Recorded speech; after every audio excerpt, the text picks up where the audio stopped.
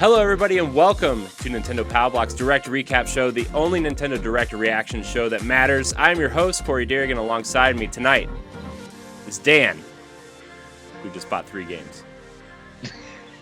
Well, if we didn't start any sooner, it would have been up to 10. Could have been. Stephanie. Hey. Galutrad. Metroid Dread. And Greysun Morales. What's up? What's up? Hi, guys. We just had the best direct we've had in, like, years, I would say. Agreed. Yes. Yep. Agreed. Absolutely. Except for maybe, Facebook and half of the trolls out there were saying that was the worst direct ever. One person was like, I'm disgusting. What? How? High hopes, low expectations. Yeah, he's like, I wasted my lunch hour. I'm like, all right, dude. Pump the brakes. Wow. Wow. I don't understand the internet, but you know what I do understand? That this direct was awesome. I got almost everything I wanted out of this direct and more. We got a new Metroid game, guys. New Metroid game. That's insane. New. Not only is it new Metroid game, I was telling Jacob and I were talking before the show, and I was telling my wife outside who doesn't care about anything that I'm talking about. But she's the only person in my real life that has to listen to this. So, Metroid Dread was rumored and almost announced when I was in high school, like 16 years ago. Oh. So, I remember it was rumored originally for the Game Boy Advance or the DS was what it was originally planned for. Yeah. And then it just never happened. Oh. And then, That's insane. When the trailer started, it said Metroid 5, and I was like, "Oh, well, that's cool. Like that, Metroid something. That's cool." Like I was expecting a Samus Returns port to Switch, which I would have been perfectly fine with, right? The fact we're getting Metroid Dread with the red letters and like the So cool. So sick. I know. Absolute atmosphere. Well, the best thing is, at least in my opinion, when I looked at the trailer, it's definitely got that ability to attract non-Metroid fans or new Metroid fans. You know what I'm saying? Like it's got everything. Yeah. Oh, yeah. It's so good. The new suit looks cool. So clean. Oh, it's like the environments they showed off look great. It just clearly running at 60 frames a second, which I'm kind of surprised at, which makes it look so much cleaner and better. Yeah. Oh, looks so good. This might be the most beautiful game on Switch up to this point, and that's including some of the other stuff that they announced in this direct as well. And I think a lot of that lends itself to the fact that it is a side-scrolling game, and so they can do a lot more with the engine because they only have to process what's on screen and not what's out to the side. Did they say who's developing this? Did they release that information yet? The same company that made Metroid Samus Returns. Oh, really? So, Mercury Steam, right? Yeah. Wow. Yeah. Okay. That's Good for them. that surprises me actually, because I mean they've been kind of hit or miss, right? Mercury Steam, especially because they did the Castlevania games on The handheld ones. yeah. The DS one? Yeah. No, they did Mercury Steam did. They did not the ones Circle everybody likes. The ones, the Shadows. What was it? It was on 3DS, I think. Yeah, and Lords of Shadow. Yeah, Lords of Shadow. Yeah. Thank you. Yeah. Wow. Yeah. Okay. But then everybody seemed to like Samus Returns, right? I mean, I know it was kind of a remake, but a lot of people seem to like it. So with Nintendo's oversight, I have faith. I have faith in this. So, I'm sorry. Real quick, Tan, did you just throw a Chucky doll for your dog to get? See, I told you he looked like Chucky. No, we got a Biden doll and a Trump doll during the election, and that's the Trump doll. It's hideous. Yeah. Okay, I'm Like sorry. a- I didn't mean to. I don't mean to derail, Corey. I just Wow. threw me off so bad. Oh, that's oh my gosh, I don't. Wow, that's Is that thing horrible? it's Look at accurate. just like him. It's too white. It needs a little bit of orange paste on his face. Well, he likes to rip out the hair, so. They did an orange head and a white body. They should have done it like the other way around. Yeah. It's a dog toy. But before we really dive deep into these things, what was everybody's initial thoughts? We already talked about how the internet hated it, but what's everybody's thoughts on the direct? I loved it. Let me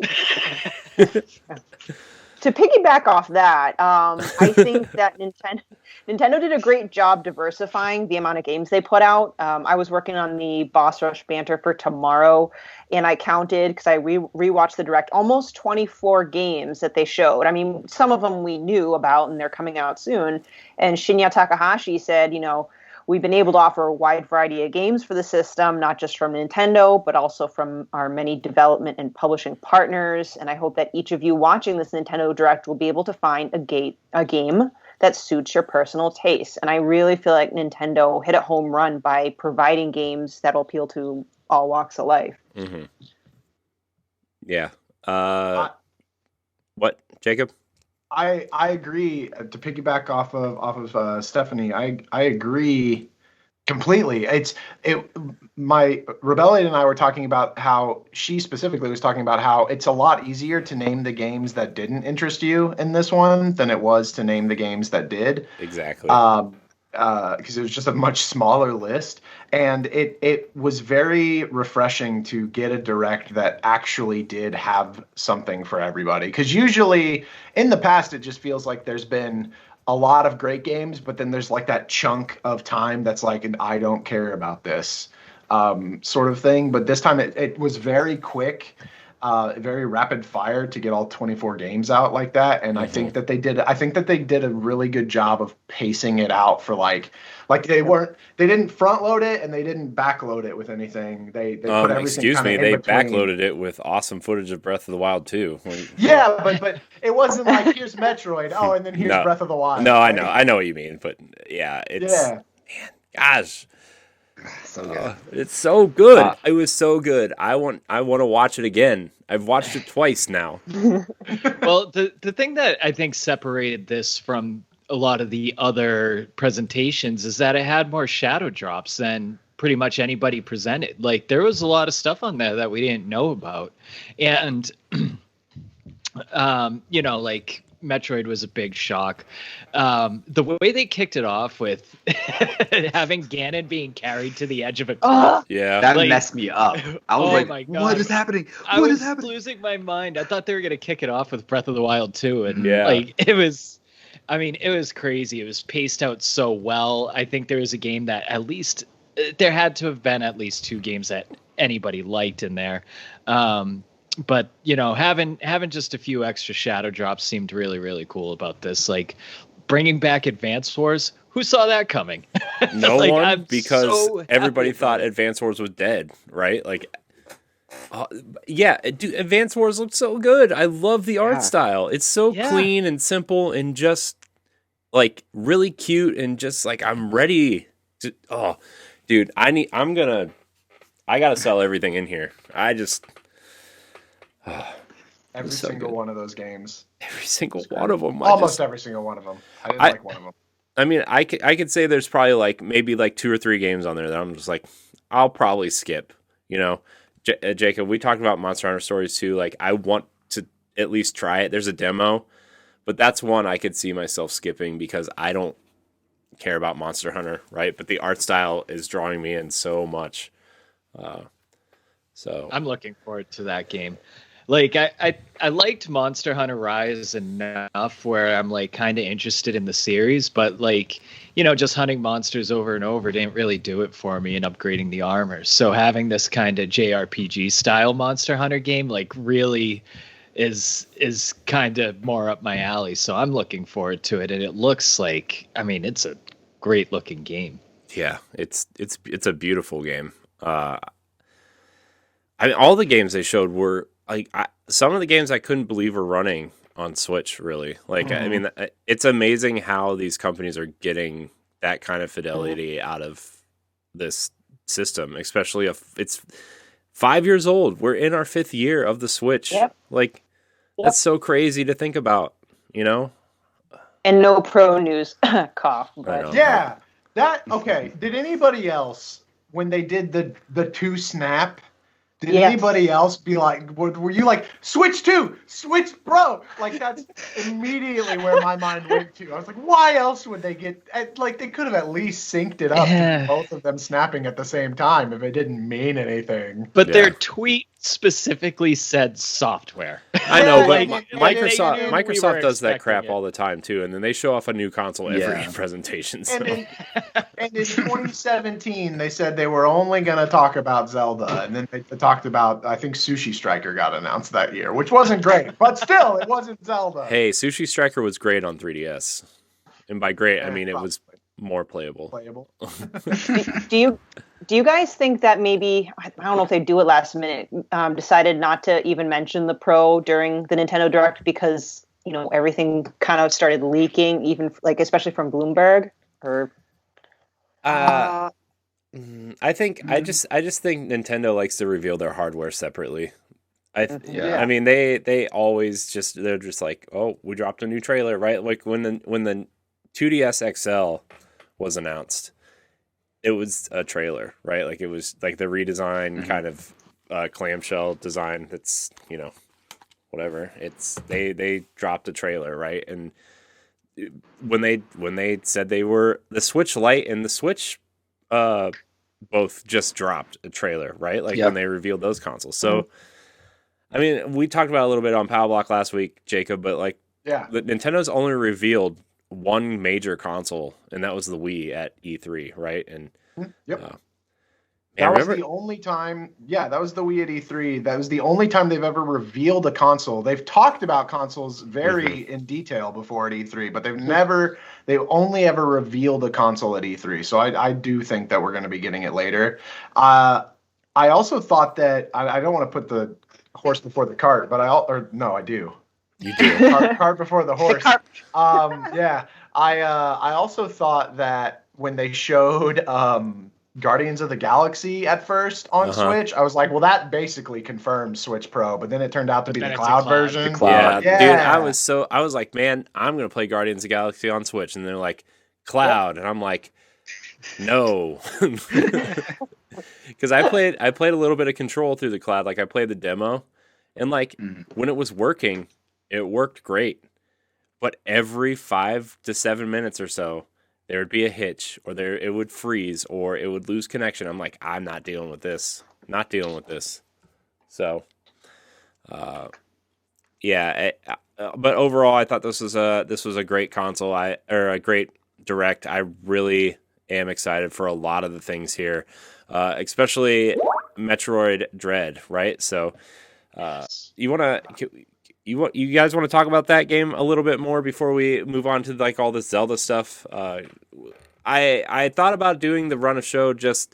We're gonna hit the big games first, just because I think they're the games that we're all pretty much most excited about, right? Dan, you and I kind of talked about this separately, and then we're gonna hit on some of the other games and just kind of talk about the ones that we're excited for on the latter half of the show, but. Metroid Dread. I still can't believe they announced Metroid Dread. I know. And I just can't believe how good it looks. Yeah. Like when that trailer opened up, I'm not even a big Metroid fan, and I was like losing it. Like 2D the gameplay looked amazing. Like the 2D Metroid's the only one I've ever played is the original Metroid out of the 2D games, right? I love the Prime games, but like 2D Metroid's just kind of like I've played them, I've dabbled in them, but I've never finished any of them. And 2 years ago, I think when Ed and I did the retro game show that we were kind of trying some things out with, we played Super Metroid, and I played it for the first time, and we finished it. And I was like, man, these games are good. I wish I was smart enough to learn all the backtracking and stuff.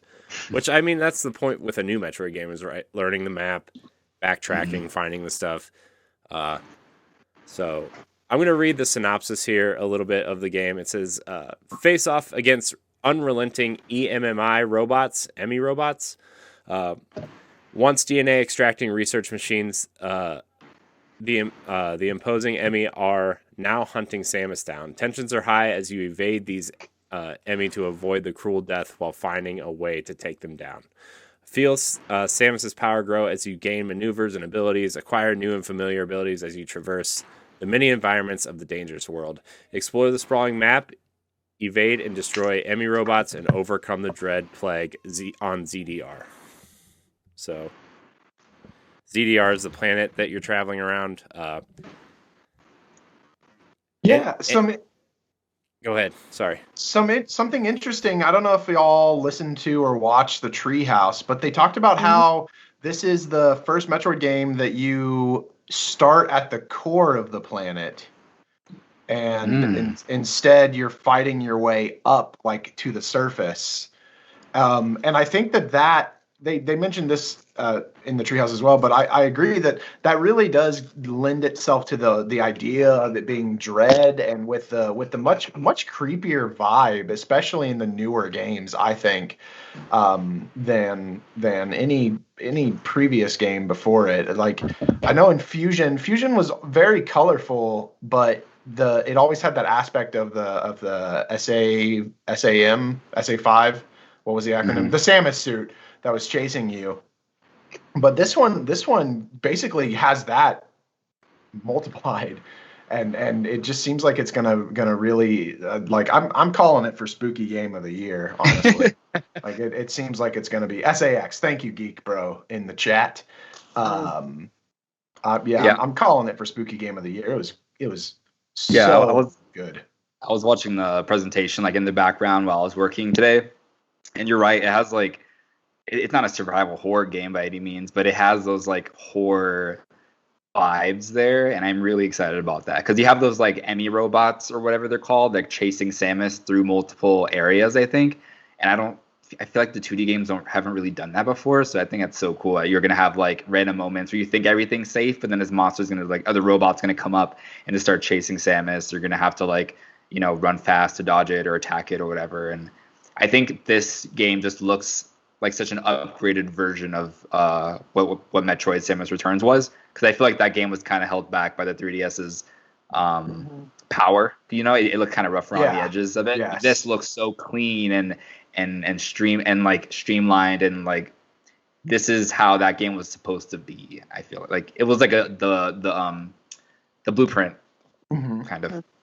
That makes sense. Yeah, and I just have this feeling that a lot of Nintendo's IPs, whenever they come out with, like, a darker version, like a dark, sequel or something, they tend to do pretty well. I mean, I'm thinking about, Majora's Mask and stuff like that. But also, as part of the Treehouse as a whole, they kind of started with it, and they also ended with it. So it was definitely a big focus in the Treehouse for sure. Mm-hmm. And those amiibo, though, I don't know if y'all collect amiibo or not, but those things were clean. Mm-hmm. Oh my god! Yeah. Do you think fans will be able to even get their hands on it though? Because I do think so. I think amiibo are a lot easier to find than some people lead them to believe. But what about that collector's edition? Will that be available? That's a real hot ticket item, man. It's already being sold on eBay, and they haven't even released it for pre-orders yet, I think. Oh, are you serious? Here we go. Come on, that's brutal. Yeah. And oh man. So I know Grezzo did the Legend of Zelda remasters, right? And for all intents and purposes, Metroid Samus Returns was a Metroid 2 remaster. Is this the first time Nintendo has ever had a company take on a new, totally new game after doing remasters for them? Has Grezzo done anything brand new? They did Link's Awakening, but that's But that's still another, yeah. Yeah.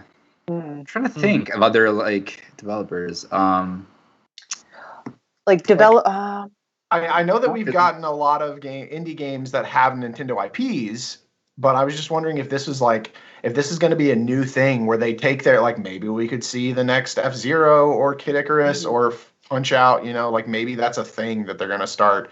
Because if they're giving Metroid to a second party or third party company, but I think they're third party because they worked with Konami, so that seems very telling on what how they're being more open with their IPs.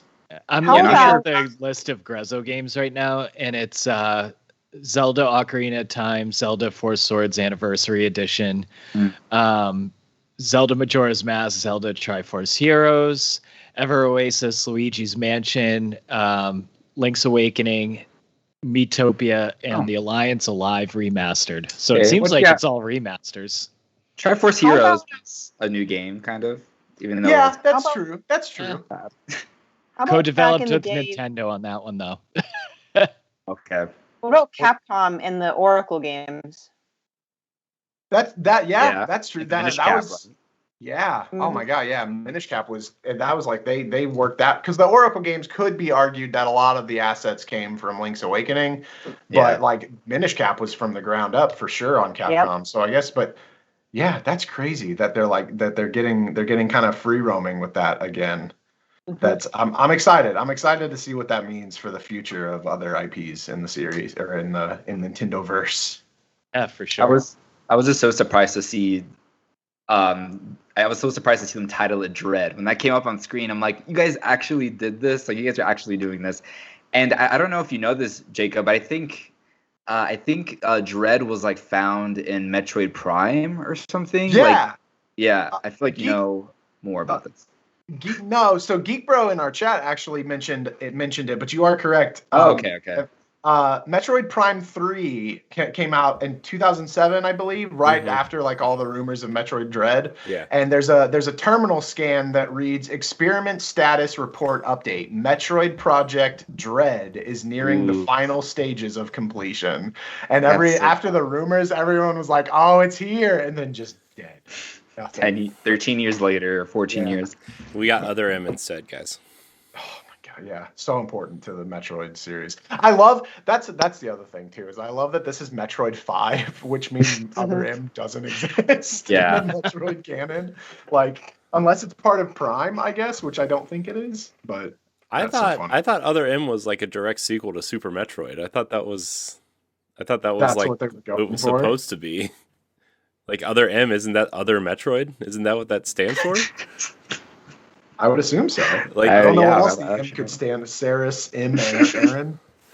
Other mission? I don't know. Geek Bro, help us out. Help us out with that knowledge. That Metroid knowledge. But Yeah. yeah, Metroid Dread. Oh my god, that looks so good. It's so And good. so soon, like October. Yeah, 4 months away. October. 4 months. Like yeah. I just love how in recent years Nintendo has just been doing an incredible job at announcing games that are just ready to go.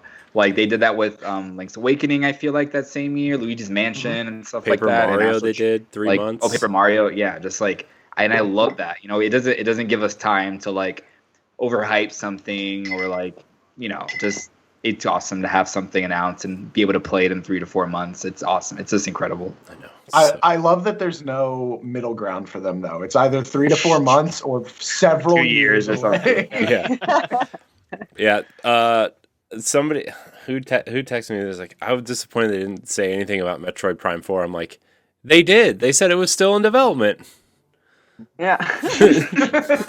So Yeah, It I hasn't saw been a lot of canceled. people That's saying that. Like they're just like, oh, that new Metroid is okay, but like Metroid Prime What? 4, come on.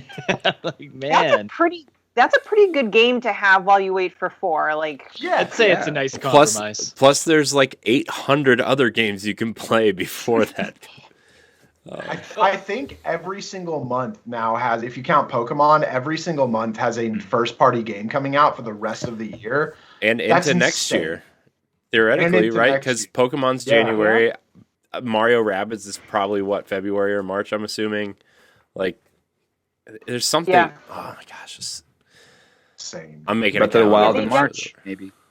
they definitely made up for, the pandemic year. So that's why I think they have a solid, library coming up. And yeah, like you said, Greysun, definitely in the spring, probably at the end of the fiscal year, that'll be a big release day too. Yeah. Does anybody else have anything else to say about Metroid Dread other than we're all excited, clearly?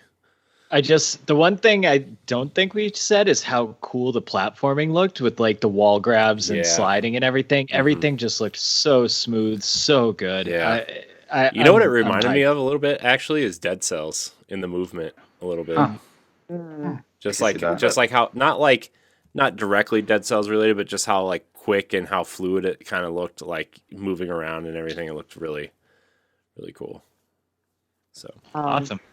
Yeah, the only last thing I want to add is, because I've written a lot of articles today, I will say that the Dread article has been doing the best today, and that's just kind of proof that I think that was one of Nintendo's like most successful trailers in their entire direct. mhm. Mm-hmm. Where did you write? Where did you write that article at, Stephanie? Oh, I didn't write that one. I believe that was Dan. I'm just saying, like, giving credit, like, that's proof that that's a hot topic. But you can find all these articles at, bossrush.com. Is it bossrush.com? I always Boss Rush screw that up. Games. Bossrushgames.com. Don't listen to me. Don't fire me. Don't fire me. You're fired. Yeah, Oh. easily. Oh man. But I can still be a fan. good job, Dan. That article is sitting at 597 views today. So, Ooh. Oh my god. It's up to 598. oh, stop clicking. Quick, everybody go to it now. One last thing: Metroid can crawl, and now Metroid can slide. So Yeah. Yeah. So the other kind of big showing, I guess, today was Zelda, right? They showed a lot of Zelda stuff off. Breath of the Wild, the sequel to Breath of the Wild, as they keep calling it, showed us some new gameplay, showed us some new story beats, some new elements. Very Skyward Sword-esque with Zelda falling, with Link jumping out of the sky. It's all coming together. I feel like they're putting a lot of interesting timeline elements in this game. Callbacks to other. I mean, we saw that in Breath of the Wild also, but I feel like they're doing it more deliberately this time. This game looks awesome. There's portals. He sucked himself through a rock. Yep. He's throwing these big chain ball things. It looks like there might be dungeons. Kind of. Oh my gosh, please, dungeons. Yeah. Also, a Bokoblin camp on top of a talus. Yeah. Yes. That was cool. awesome. It was That so was cool. so good. Oh my god. And it looks like, so I'm guessing his new arm is the new Sheikah Slate, Yeah. apparently, because that's how he did the stasis Yeah. technique, is he just Yeah. Wait, punched his arm so out there. this arm thing, I couldn't quite grasp what they were doing with it. Did somebody like cut his arm off? Is this like a rivet thing from Ratchet and Clank type thing, or is this like just like a cuff that he wears? So in the very beginning of the trailer, you see the Malice, absorb his arm, which in my head, I'm like, how does that work if he now uses that arm to do things? I thought it would just kind of chew his arm off. But yeah, that's how it starts. And then you see that greenish glow that we saw from the initial footage in 2019. And then, it becomes like a little mech cannon thing. Yeah. Which David, our own David from Boss Rush, points out in the chat that apparently Nintendo knows the title. IGN just kind of reported on this, and that they don't want to tell us the title because it gives away too much of the game. And my honest opinion on that is, if it gives away too much of the game, just change the title.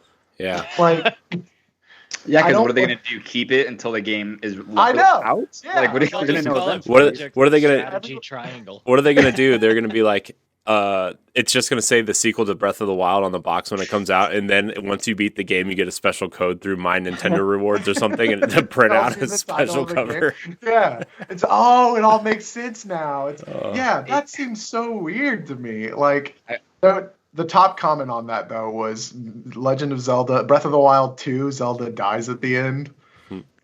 I've seen so much like speculation on Twitter. Like, there's so many people that think, there's like some time travel stuff going on, because there's points in the trailer where it shows Link with the longer hair and like that warrior outfit, when his arm is messed up, and people think that's Zelda apparently, because also in the trailer it shows regular Link like in his blue tunic from Breath of the Wild 1.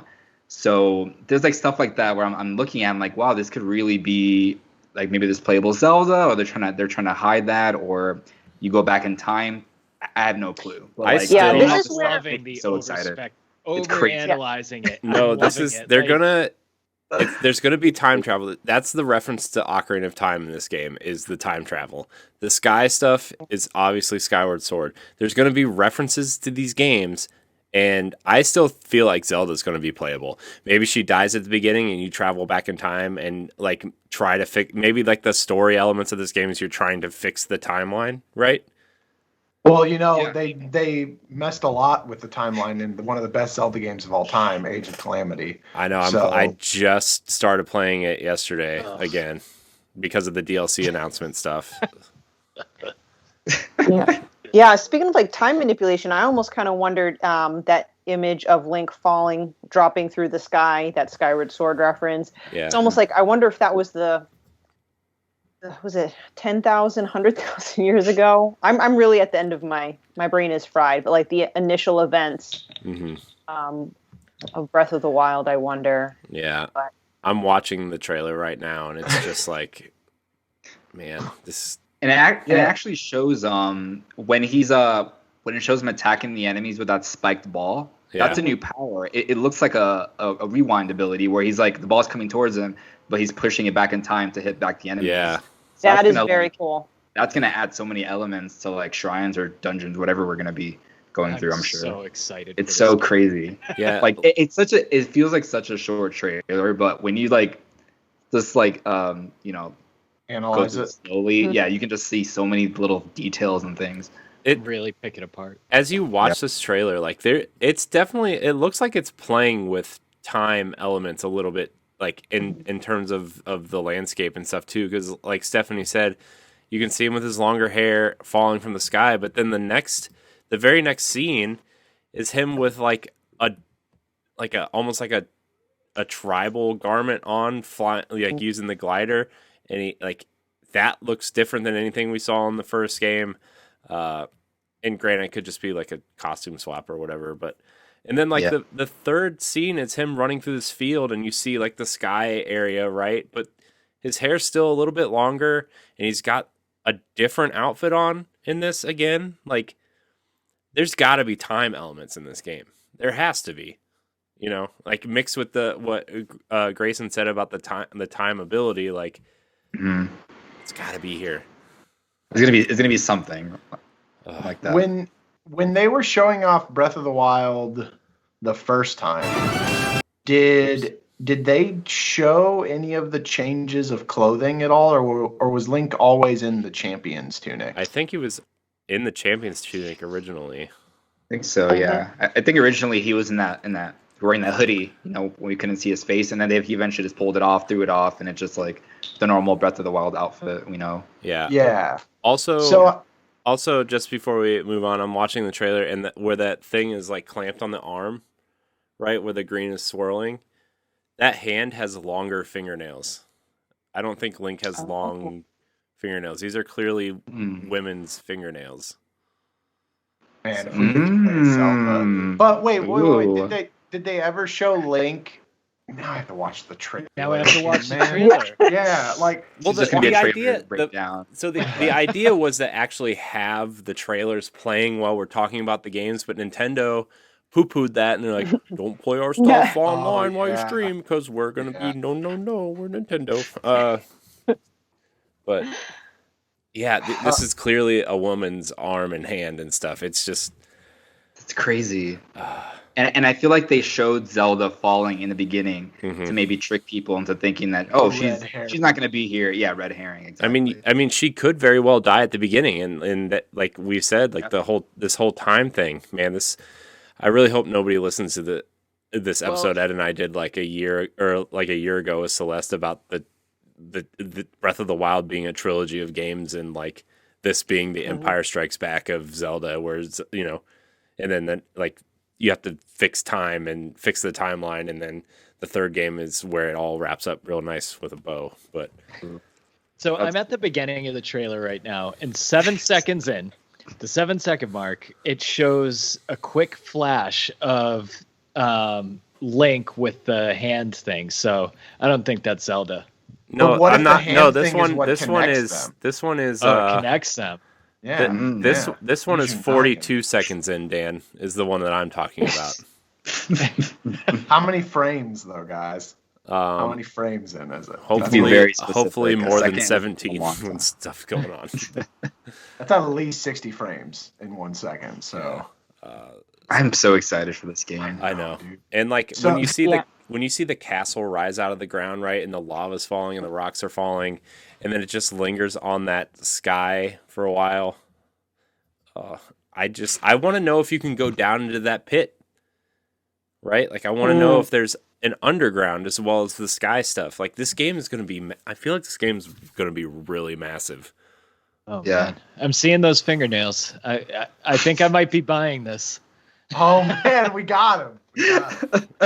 I've said from the very beginning that Zelda's going to be playable in this game, and you're going to be able to use her. Maybe it's like Ghost past Zelda, like helping Link through puzzles or whatever, and like just because of the time thing, and maybe she's like a Force Ghost or whatever, and she just kind of helps you or whatever. But Zelda's going to be playable, and you're going to be swapped between them to solve puzzles and shrines and dungeons and stuff. Do you think this game will be like somewhat linear like previous games, or do you think it's going to be kind of open world and the same? It's probably going to be the same style as the first game, where you can kind of like, I bet it tells a more cohesive story than the first game, but I bet you can tackle these events in any way you want, right? Like the dungeons and stuff. Yeah, I don't see them reverting back to like the way Twilight Princess Ocarina of Time was, right? I don't see that ever happening again. Yeah, I think they got to stick with this open world because it's what has worked best so far. Yeah. You know, what I really do hope, I know Greysun mentioned it, is that they do introduce some form of dungeons back in there, and at least have a couple good boss battles. I mean, even the new Mario Golf is going to have boss battles, so we've got to have boss battles here. I mean, if you guys want to talk about Mario Golf for, Oh, yes, I could talk about speed golf all day. I know. We'll get to that, but any other theories about this game? I just want to play it. Why is it coming out next year? Why can't It has to be perfect. They can't release the sequel to Breath of the Wild and it be mediocre. Yeah. This could also end up being like a showcase for the next Switch. It's true. That's what people were talking about too. Yeah. Which could happen. Yeah. Which, if they don't capitalize on that and get a Zelda-themed Switch Pro or whatever it is, like, that's no good. That's bad. That's bad juju, man. I want a Switch that looks like the Wii U Wind Waker's with the like cursive. Yeah. They could do like a Sheikah Slate Switch or something. That'd be cool. That would be really cool. That'd be awesome. It'd be easy too. Yeah. True. So, Zelda. It's coming 2022. It's going to be good. I'm calling it now. I bet it gets at least 110 from an outlet. I've got one other thing from a viewer. Rebellity says that the title is going to be Legend of Zelda: The Song of the Hero, to reference Cass singing, because like whenever you talk to Cass in the original Breath of the Wild, he constantly at the horse places, like that's what he only plays for you there. So that'd be really cool. That would be. That could reference, because people would be like, oh, it's song like Ocarina of Time, where you play songs to go back in time, and that's why it's time based. Yeah. Yeah. They also showed off a bunch of other Zelda things, like Age of Calamity DLC, Zelda on a motorcycle. I really hope that that's not just transportation, and that we get to fight as Zelda on a motorcycle. Yeah, let's do it, dude. That scene was so cool when like you see it roll up, and you're like, okay, yeah, I get it, that's in the game. But then you see Zelda riding it, and you're just like, all right, I'm in. This game is ridiculous. This game is utter ridiculousness. And the new weapons, the Guardian arms, with like the whip and chain thing, that was, man. Yeah. Give me Castlevania Zelda any day. Yeah. It sounds like it. Like, I wonder if any of these weapons are going to show up in Breath of the Wild 2. You think they're teasing some weapons that'll show up there? I kind of got that idea. Fiction. It's not a fan fiction. It's made by Nintendo. Don't kill our hopes and dreams, Dan. Since they included it as a Zelda segment and not just as a, like, why? Why would they show that first? Yeah. Right before Zelda, if not to say, like, hey, look, this might be new things. And, like, I think that was one of the biggest wants from everybody who played Hyrule Warriors was, like, elemental moblins, elemental guardians. Mm-hmm. That would be a great addition. By the way, are you playing as a guardian in this DLC? Can you do that? That's what it looks like. Yeah. One? Yep. Yeah. Oh my god. You're clearly playing as a guardian, just mowing these things down. I think that might be wave 1. I'm not 100% sure, but that's what the descriptions kind of allude to. Yeah. It's cool. And yet no Pyra or the other guy. Yeah. Not yet, anyway. Not yet. That's Robbie? coming in November. Bobby. The Age of what? Sorry. What No, you keep going. Oh, I was just gonna say the Age of Calamity DLC. The first pack comes out on June 18th, and the second pack is scheduled for November. So cool. It's soon. Yep. Soon. Oh, it's Friday. Wow. My days have all run together this week. This weekend has just felt like one long day. Yeah. Man, I'm keeping Red Bull in business, guys. I'm telling you what. Me and David both probably. No, David's probably sipping on some fancy tea or something. He's a Washington State coffee drinker. Yeah. They got fancy stuff up there, Yeah. Yeah. Big, expensive beans. right? Like Seattle's the coffee capital of America. I wish I had it now to show you, but earlier I made myself a Zelda themed drink to honor the day. I made the Noble Pursuit, and it was pretty awesome. What is that? Ooh. I need It's to know. It looked awesome. Yeah, it's the drink that you have to get someone in the Guerdo area. Oh, the milk. Is it a Right. milk? I just know it's like a drink at the bar, and some lady's like on top of one of the shrine entrances, and she won't move unless you get her that drink, the Noble Pursuit, and you have to like carry this ice cube across the desert for someone to make it. So you just blend like coconut cream or whatever, ice, pineapple, and then put some maraschino cherries in there. Oh, so good. Ooh. That sounds really good. Sounds fancy. It looked really good. Yeah. And then they also talked about the 35th. The one thing they're doing for Zelda's 35th Yeah. anniversary, guys. The No- Game and Watch. No more games coming to Switch, they said, for the 35th anniversary. But Yeah, but you can play the old games on a new portable system called the Game & Watch. It has Link's Awakening. the best game that's the of all best part. time. I have Link's Awakening on my Switch, the better version. No, it's not. It lags and it has a weird fuzz around the edge. No, it doesn't. That's an artistic direction, Jacob. That's a stupid artistic direction, Corey. I actually found my original Link's Awakening Oh. DX. So- my God, yes. Oh, Yes. that's awesome. It's one of two Game Boy games I have complete in box.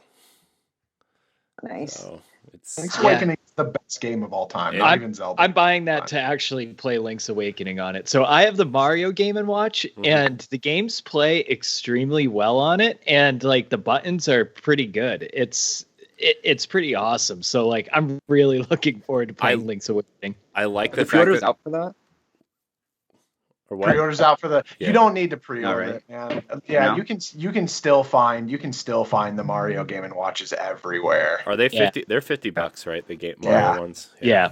Yeah, Not like bad. I don't think it's going to be a thing that goes out at all. The one thing that annoys me about playing NES games on Switch is that the buttons are not next to each other; they're diagonal, and they're diagonal the wrong way. Yeah, I know, but I don't want to buy more controllers.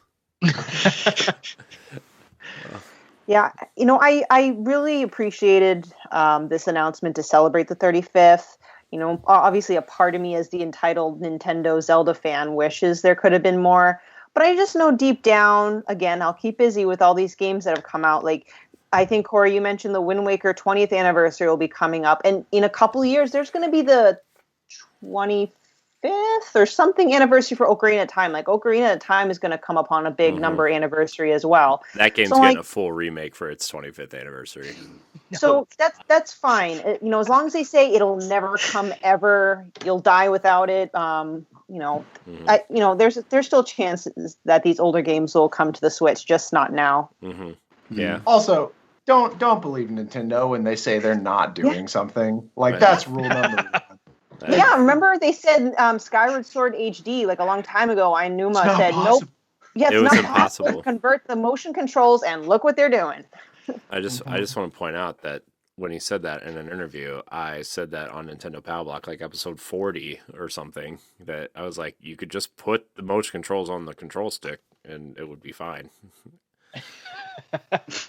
Yeah. Oh, and thanks, Geek Bro. Yeah, Ocarina of Time 25th anniversary is in 2023, and that that's gonna be big. Do you think it's going to get a full remake, or you think it's going to get the Mario 35th anniversary collection? Just, here's the port, and we're going to keep the N64 buttons on there, and it's here you go. This game doesn't have any significance other than it being some people's favorite.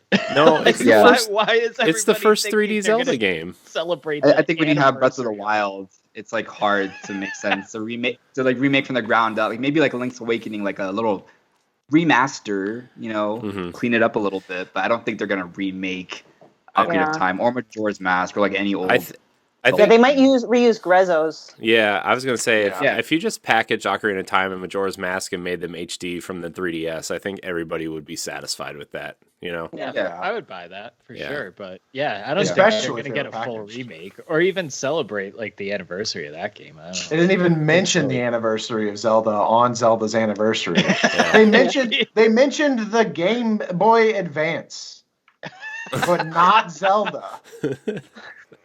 Man, if I ran this company, I would do so much more.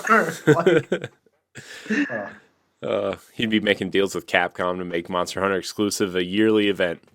That's right. Well, they just want everybody to focus on Skyward Sword, and I get that. They do. They took a chance with this game because it's kind of widely considered the least favorite 3D Zelda game or any Zelda game aside from Zelda 2. Yeah. But like, I think they took a chance with it, and they're not trying to poach their own sales by doing any collection releases or anything like that. So maybe after July, we'll see something more with Zelda, but not right now. Yeah, I think they're hoping to have Skyward Sword HD be kind of like their new first impression, because the first impression was not too great. And I know I'm drawing assumptions, but you know how Nintendo does everything so intentionally with the teaser trailer for Breath of the Wild 2, even though it has references of many Zelda games, it's still very Skyward Sword-esque. So I think it's just all Skyward Sword theme here. Yeah, for sure. Also, shame on all of you. Skyward Sword was an amazing game on the Wii. Just because y'all didn't know how to swing your Wii remote properly does not mean that it. I liked it. I loved it. I didn't mind the motion controls. I thought it was the least of its problems. I thought the story was really good.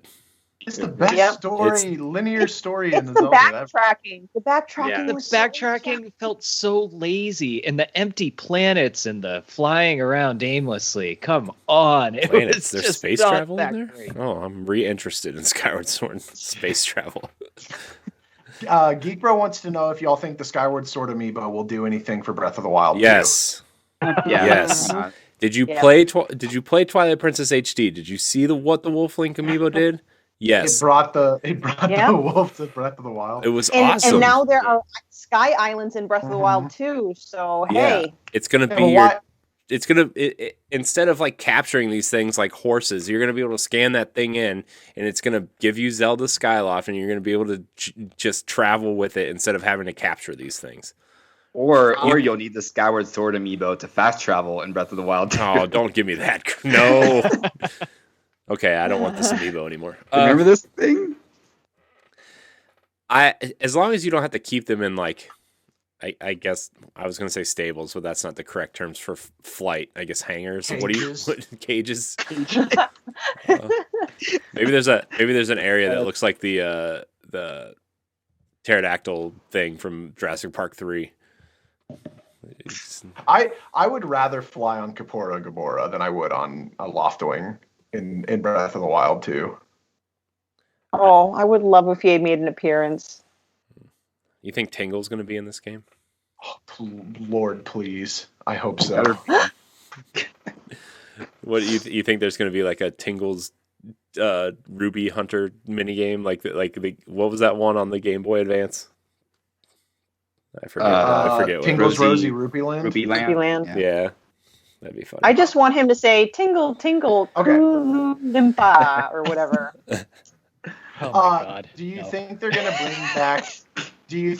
bring back items like that aren't just weapons, different weapons that you attack with? Like rather than use the Sheikah Slate, do they bring back the grappling shot. hook? Do they bring back the hook I shot? think Do they bring I think back the hook shot. sort of? I think the hook shot comes back. I bet it's actually like an ability that you can use. To be honest with you. I guess it depends if there's dungeons or not too. Because if they do sort of traditional dungeons again, they can have those items, as rewards at the end. Yeah, that's true. You know what item I wish would come into this game, but I know it won't, would be the spinner, because the spinner was not utilized so much in Twilight Princess. And you can catch so much air with that. It'd be perfect. Oh, man. Yeah. People would break the game with that. Like, I love watching those people on Twitter that are still breaking Breath of the Wild. Like, yeah, like the person that got the impossible chest or whatever, finally. Yeah. Wasn't that crazy? Yeah, it was so crazy. I don't know about this. What is this? Oh, there's they put a chest somewhere that was literally thought to be impossible for 4 years, and someone just finally got it for the first time like a month ago. Yeah. What chest? I have to look this up. It's in one of the shrines. Yeah. Oh gosh. Yeah. And they had to do something with a bomb and an arrow and pausing and not pausing, and then it just blows them up and launches them across the entire map. Yeah. So it was So well, anybody got anything else to say about Zelda? Because I could just make this a Zelda show. I would be okay with that. I was going to say, like, if you don't change the topic, I will also just keep talking about Zelda nonstop. So I do have one question. What? Weapons breaking again? Yes, but no? I think there's going to be crafting to make them more durable and maybe even unbreakable. I bet the dungeons will give you unbreakable versions of weapons that you use. I bet that's the draw for dungeons now. Like, you don't have to do them, right? You don't have to like get the boomerang in this dungeon to beat the dungeon or whatever, but like if you do the dungeons, they will give you either crafting materials to make your weapons unbreakable, or they will provide you with an unbreakable weapon. Maybe like the boss in the dungeon uses like a two-handed claymore or whatever, right? And you beat him and it gives you his unbreakable weapon, right? Maybe that's the draw. I don't want unbreakable weapons. I actually really liked the breakable weapons in Breath of the Wild. They're the worst. I agree with you. That's like my one complaint about the game is the breakable weapons. Not that the weapons break, but that you couldn't craft them to make them more durable, right? So. No, because that means that you're gonna end up using the same weapon over and over. Good. And over. That's what I want to do. Exactly. No, that's not. There's so much to like just to farm and learn how to use different weapons against different enemies. It like made the strategy of the game so much better, and how you have to like ration them too. Also, on subsequent playthroughs, you can be like, okay, well, I know there's a Royal Guard sword here, so I'm going to swing over this way and then head to this place. Like, it's so good. I like the breakable weapons. More importantly, can you pet the dog? That's what I want to know. Hey, I made that tweet today, and nobody liked it. Jerks. I hope there are more animal interactions, which, by the way, people in the chat, yes, this is my cat. Well, you can't see her anymore. Cat Paxel. She is awesome and decided to say hello. You have another cat named Pixel? Paxel. Pixel would be a good name, no? Do you have another one? That's what I was asking. You have two cats. That would be... Two cats. One's named Lusa. So Lusa I adopted from Russia. I named this one Paxel because, side tangent, I'm a pharmacist and Paxil's an antidepressant. So, haha, I'm so funny. Those good old pharmacist jokes. They get you every time. I bet one person listening to this got that joke. Yeah, probably. Yeah, it wasn't me. Spoilers. Time and they were like, "Oh, that's so clever." Definitely not me. All right. Well, I guess we should move on from Zelda before we just, start drooling over this trailer again. They did announce the next Smash Brothers fighter, a crossover with Tekken. Kazuya Mishima is the fifth fighter. I hope I said that right. I'm not a Tekken guy, so I don't really know. But that trailer, this opened the direct with him throwing Ganon off the cliff, right? And that was a pretty big start to the direct. I feel like, because I feel like everybody thought it might be connected to Breath of the Wild too, but still, it was cool. My heart was racing when they just showed Yeah. Ganon being carried to the edge of a cliff. Yeah. I was losing it. I was like, are they really going to kick it off of Breath of the Wild too? Yeah, I mean, he looks cool. Like, they showed him fighting all the other fighting characters, I guess, like Ryu and Terry Bogard, right? And it was a cool addition. I think it's a smart addition, right? Because Sakurai loves fighting games, and this is a smart one. It's not like a huge get for me, right? Like, I would have wanted someone. There's probably like 50 characters I would have come up with before someone from Tekken, but it seemed pretty fitting to me. I'm interested to see him in the Sakurai Presents. Mhm. I'm not a big fighter game kind of guy, so like Terry Bogard and Ryu and Ken, none of those really spoke to me. I Yeah. love Fighter Pass 2 though. All the characters have been so unique and so fun. So even though I'm not, a big Tekken guy, I'm still looking forward to playing as this character. yeah. I'll try them out for sure. I usually try out all the characters when they come out, but Yeah.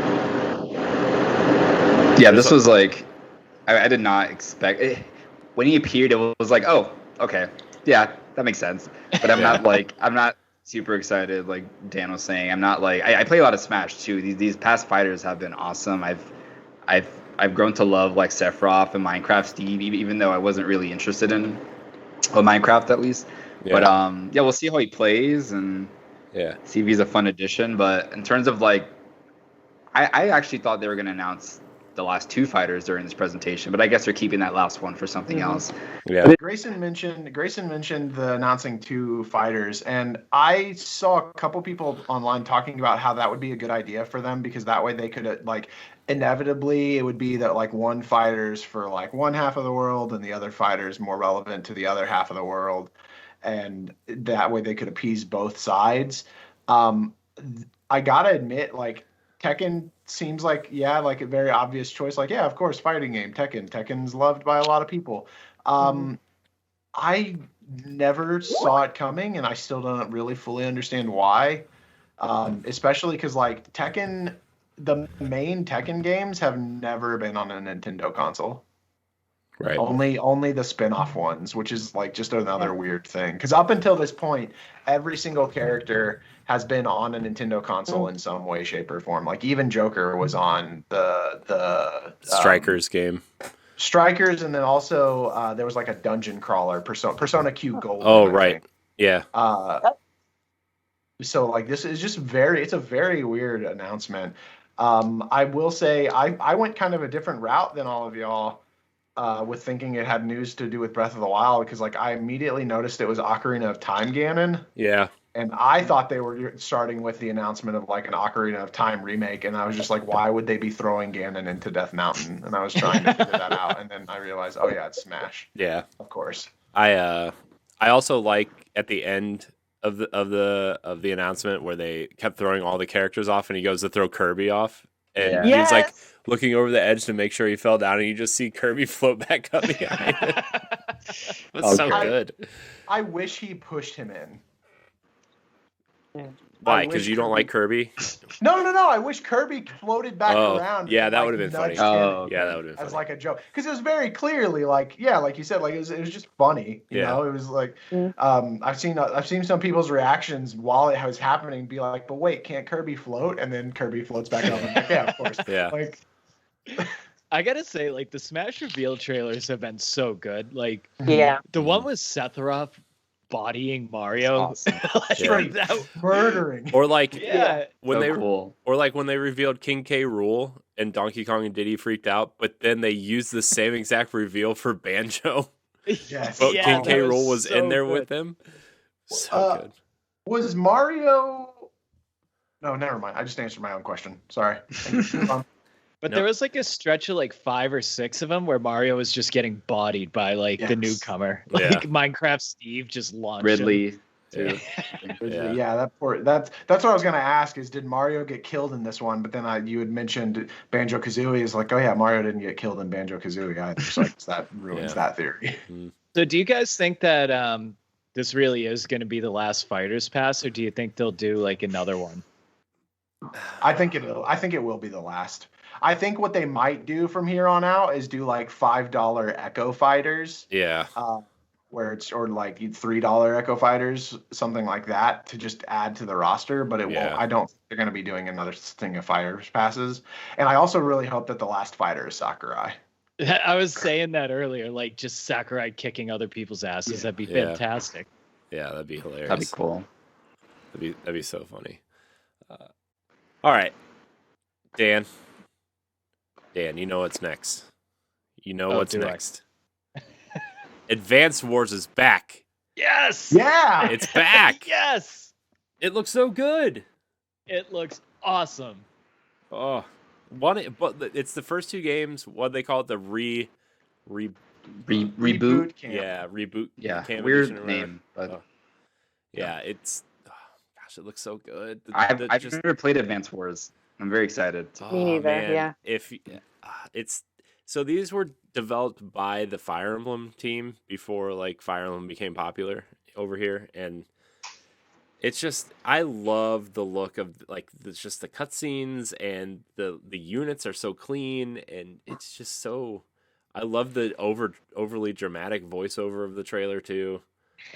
Love it. Everything about this was just it's perfect. It's perfect. It's what I want. It's all I want.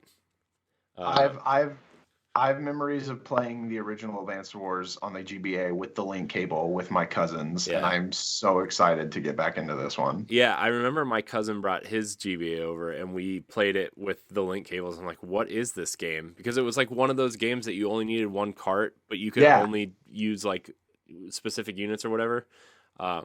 I was like, "What is this game?" He's like, "It's like a war game. We should play it." I'm like, "Fine, okay, whatever."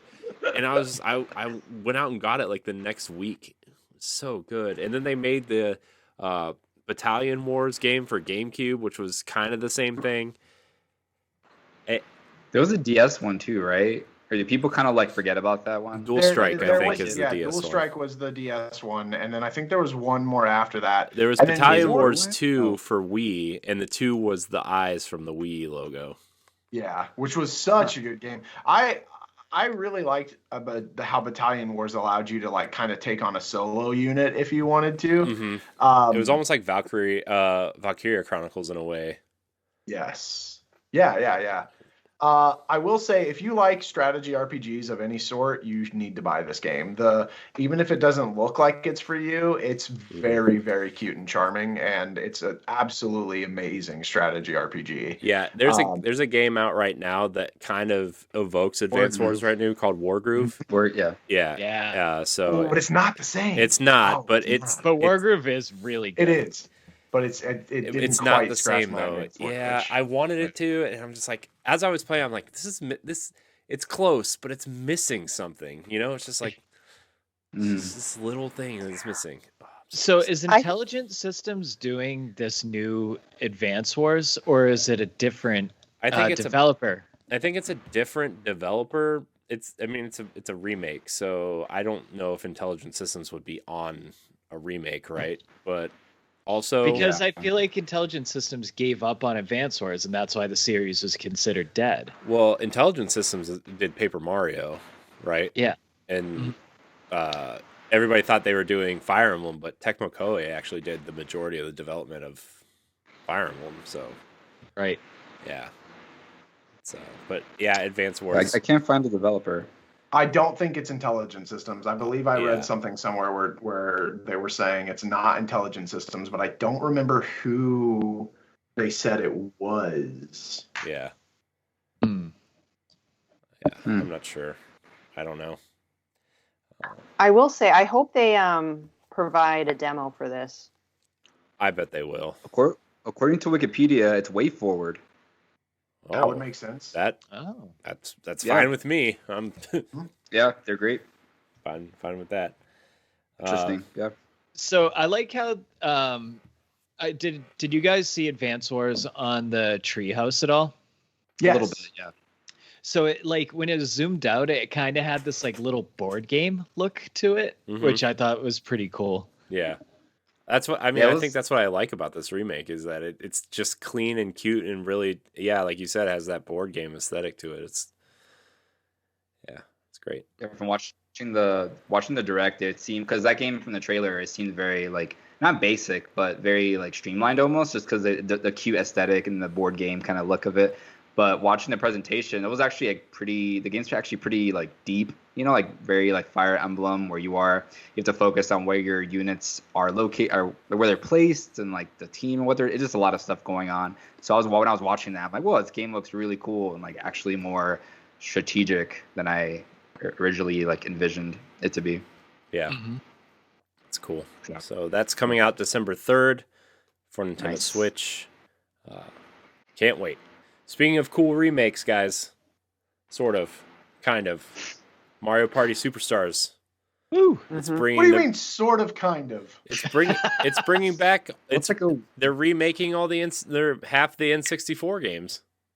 You mean it's like a weird remaster remake thing? Yeah, kind of but it's also new. Yeah. Why?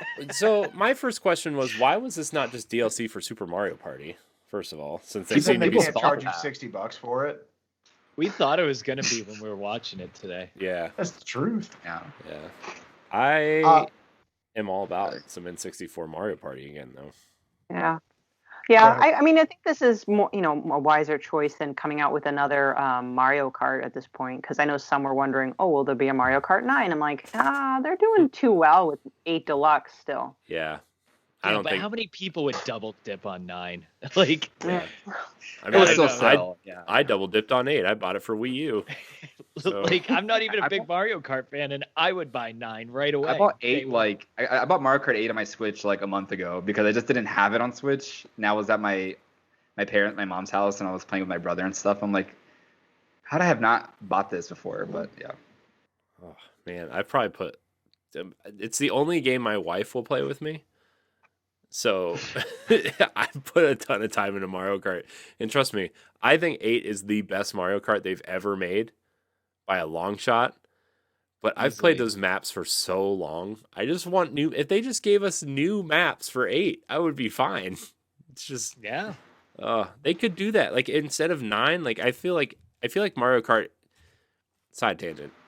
Mario Kart is a perfect game to be a game as a service, right? You just I mean, they're doing that with the mobile game, I guess, which is fine, but I don't want to play Mario Kart on my phone. I want to play it on my Switch. So let me have all those cool costumes and characters and tracks and events on my Switch. Shout out to the team on Boss Rush that raced in Mario Kart with me the other day. We got slaughtered. Yeah, what do you mean? Oh, why are you embarrassing us like that? Because it wasn't. We should be embarrassed, man. We got destroyed. Like it wasn't even. We tried to cheat the system, and we still lost. We got Jacob to vote for Baby Park, and trust me, like that's the problem. Anytime I've ever played Mario Kart with Jacob, he would rather smash his hand with a hammer than play Baby Park, and he voted for Baby Park. They got into his head that bad. Wow. Wow. We're so good at the game. Holy cow! Shout out to them. I don't. What was their group? The Mig Pen or Mig Pen. Yeah, man, and all of their Miis looked like pigs. That was awesome. That's funny. Awesome. But so like, do any of y'all? So I personally believe that they didn't add online to Super Mario Party as like a test the waters thing. I think that they had this planned, and they were like, well, listen, if we release this with online and we don't have online in Super Mario Party, people are gonna die. I think that they were just like, just CYA on that one. Yeah. That's a good observation. Yeah. Yeah. And the fact that you can save your game, like we could potentially have an on-running game of Mario Party. Like that's awesome, yeah, man. Like we should do that, like an epic New Year's Eve countdown game, and just kind of stop there and continue the next day or something. Yeah. Yes. Hungover Mario Party the next morning. Well, it's nice that the Switch Lite players can play Mario Party now too. Oh yeah. Full button controls. They made that quite clear. Yeah. Except it's on they're taking from the N64 game. So how many of y'all are gonna, or not y'all? How many of everyone is going to now have to buy a glove? Hey, I still have my N64 glove. Okay, so you just. Oh man, I'm gonna wow, keep it. okay, I'm Except sorry, I didn't my know. hands are probably a lot bigger now than they were back then. But that's. But Oh, man. they're bringing back 5 classic maps, over 100 mini games, online play. It's coming out October 29th. Man, Nintendo's year is just getting stacked. It's just stacked already. Speaking of party games, Wario Ware Get It Together is coming out in September. So excited. That 2-player. 2-player this time. Co-op, yeah. Is that a first for WarioWare? So they've had WarioWare games usually have like a section where you can play other mini games with other people on the same handheld console. But they never had it, I think, where you can actually play the actual micro games co-op. But I don't know if it's every micro game or it's like a certain selection.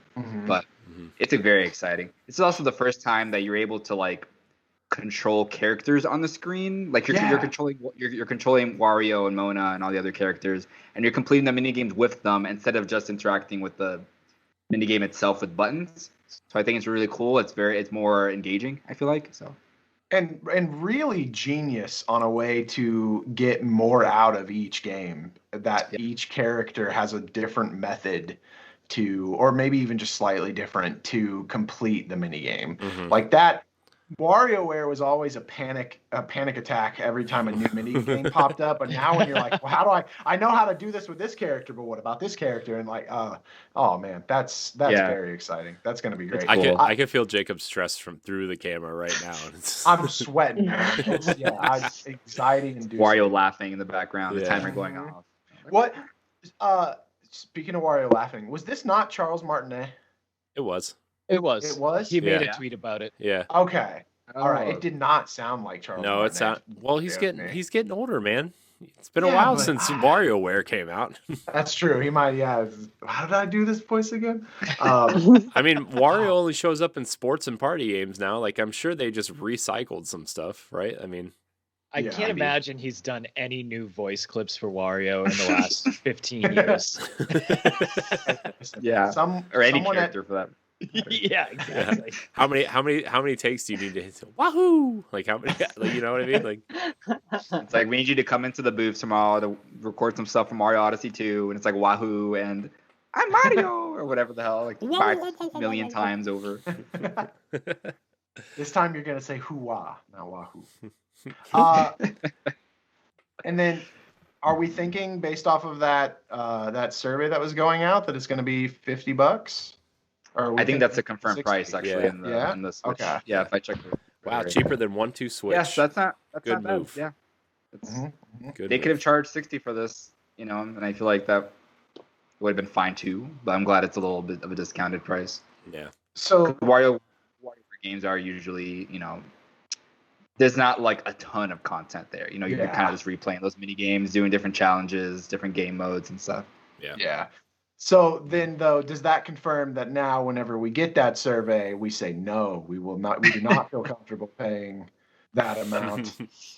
No, $60 or no. And they're just not going to give it to us at all. Yeah, I guess that's true. Never mind. I thought maybe we had them and we figured out how to game the system, but yeah. WarioWare is awesome. People should play it. Never played it before.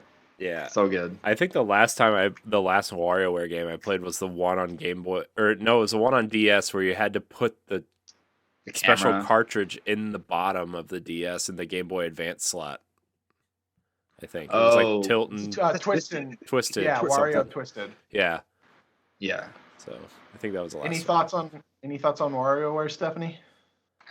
I've not played any of the original WarioWare games, so but the trailer just totally grabbed me, and I'm definitely going to be buying that for sure.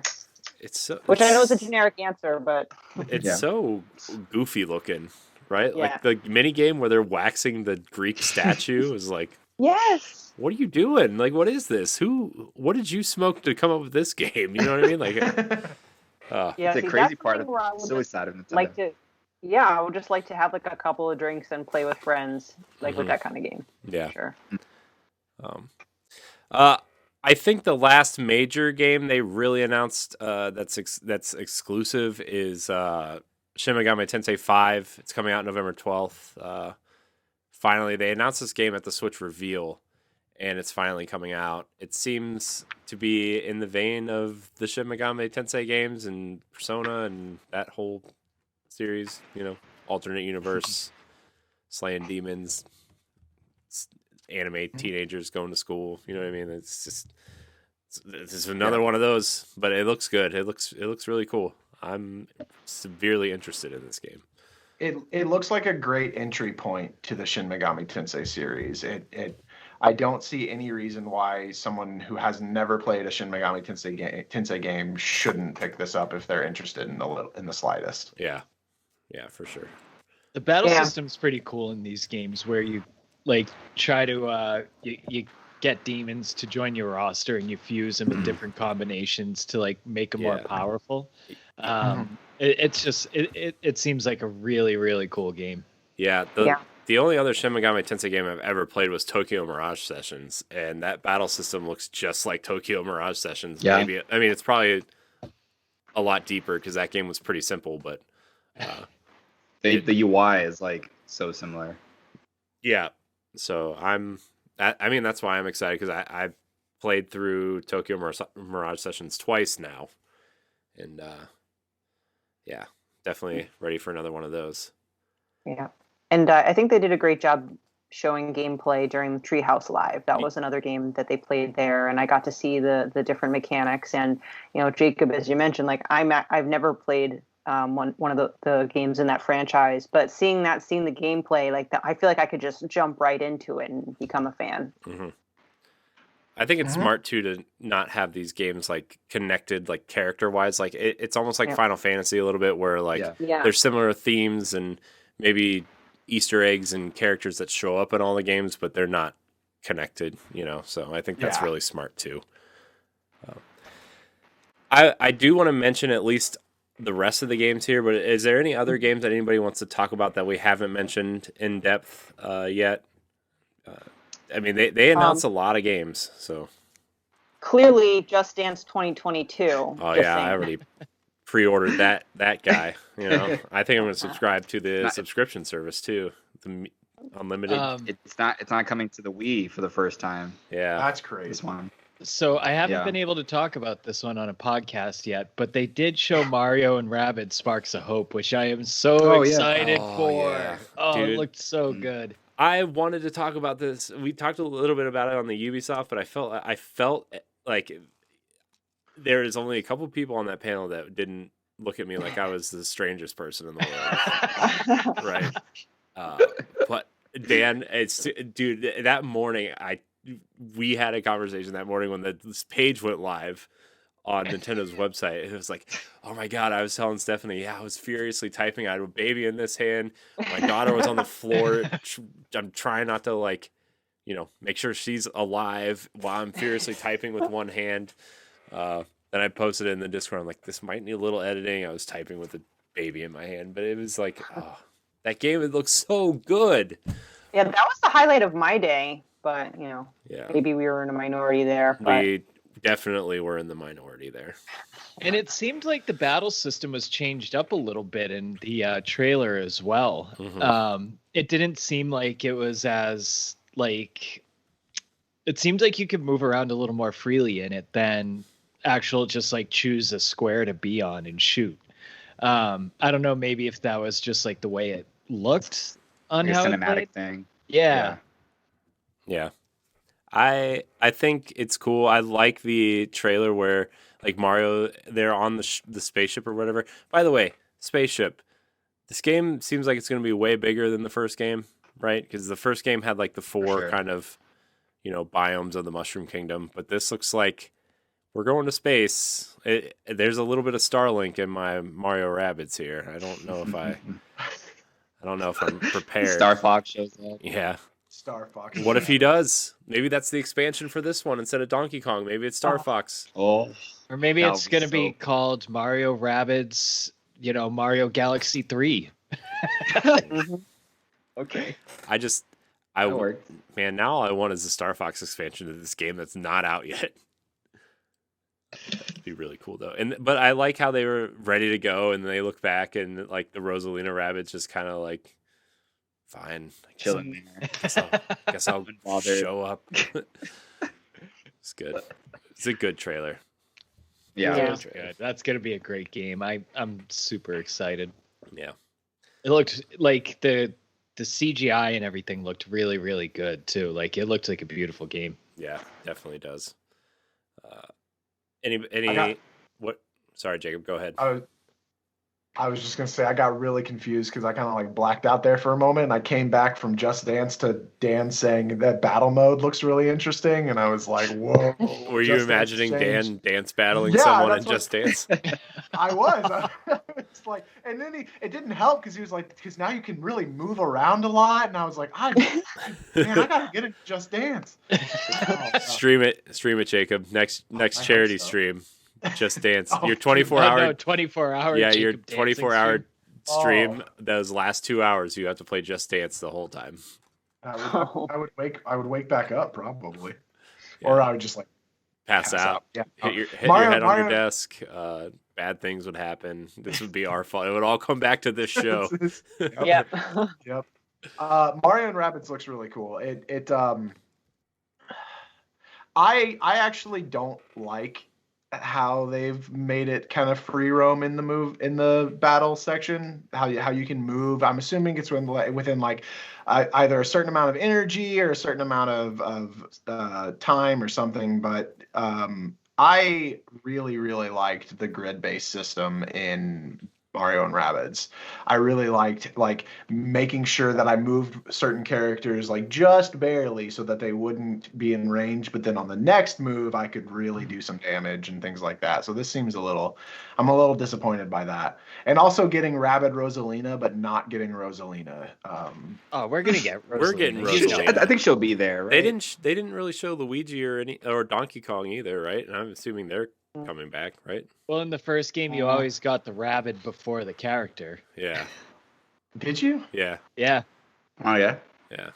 Every time you got like Rabid Luigi when he was, or Rabid Luigi and Rabid Peach at the beginning. Yeah. But then you get like Rabid yeah, Yoshi, right. who was captured by the coffin guy. Yeah. And then you get Yoshi. Okay, yeah, that's right. Except Mario, Rabid Mario. Obviously. Yeah. That game's coming in 2022. So be prepared. All right. Anybody else have any games they want to talk about real quick before we? I do want to shout out so Life is Strange Remastered. Yes. It's finally coming to Switch. Finally. Yeah, and then they announced that True Colors is coming to Switch as well when that releases. Yeah.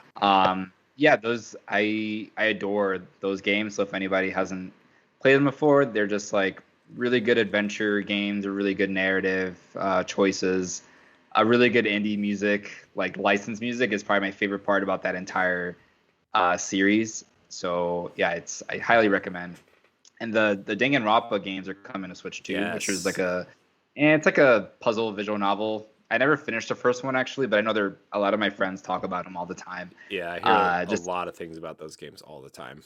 You left a very key word out of it too. What, Vita? No, puzzle visual novel horror. Oh. Yeah, it's not a horror. It's a cute little teddy bear with a knife. It's fine. Yeah. Okay. Kids with these high school students that get trapped in like a facility because each of them have like a special talent. So there's like, this kid is the best at baseball. This kid is the best at singing or theater or whatever. And I think with the bear, Monokuma traps them on, then he kills one of them. And then you have to figure out I forgot how it works. You pretty much have to figure out who killed the student, and then you kind of go to trial, and yeah, it's a little bit of Ace Attorney mixed in there too. It's really, really neat. So I don't want to beat a dead horse. Oh, were you going to say something, Jacob? About No. that? You go first. I just want to make another shout out to Mario Golf, because I know we're all expecting it's coming out soon, but again, they played a lot of it in the Treehouse live, and it just made me, I don't know how I could possibly be more into this, but the fact that there's such a variety to this game, like it's not just you're playing golf like in the original, which there's nothing wrong with that, but like I alluded to earlier, you fight bosses with it, you race, and all this madness that I just I just makes me want it even more. And then the Mario Odyssey level, like Oh, Yes, New Dunk yes. New Donk City, Yeah. like what was that? I that's thought so cool. like I looked up for a minute and I went back to the video and you see Mario running through New Donk City. I'm like, did they just announce Mario Odyssey 2 and I missed it or something? Like, what is happening here? And also, you can play golf. Yeah. So join our Discord at Boss Rush to play some community game night Mario Golf with Yeah. me. Yeah, definitely Yeah, after that would be E3, happening. we're gonna start kicking up the community game nights I for haven't been sure. sold on. I haven't been sold on that yet because I'm not a big sports person. But I feel like I might get FOMO once I see everybody on Twitter like playing. I'm like, all right, I'm just gonna have to get this game. If it makes you feel better, Grayson, I hate golf, and Mario Golf Yeah. is one of my favorite games of all time. So Okay.